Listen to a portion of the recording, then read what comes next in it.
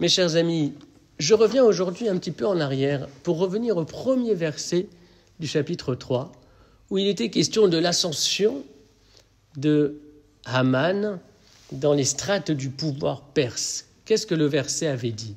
Le verset a dit « Guida la Melech Achashverosh et Haman ». Le roi Achashverosh a grandi Haman. Ensuite, il est dit « Vaïnaseou », il l'éleva. Et ensuite, il est dit « Vayasem et kiso me'al kol asarim asharito ». Il établit son siège à Haman au-dessus de tous les ministres qui étaient avec lui.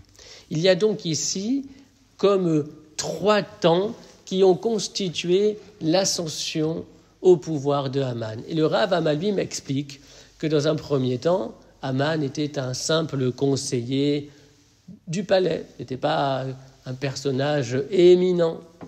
Et le roi ne pouvait donc pas le nommer premier ministre comme cela.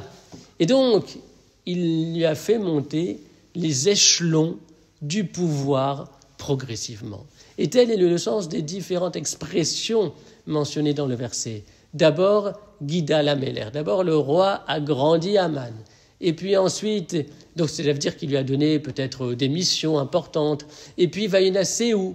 Ensuite, il l'a nommé à un poste important. Il l'a élevé. Et ensuite, il lui a donné le poste de Premier ministre, c'est-à-dire qu'il le nomme le personnage le plus haut placé, bien sûr, après lui. Et si Achashverosh utilise ce procédé, c'est que, comme on va le voir, il a une idée bien précise. Encore une fois, ce n'est pas forcément lui, le Achashverosh, qui est la marionnette de Haman. Il l'est, cette marionnette. Mais Haman est aussi marionnette de Achashverosh.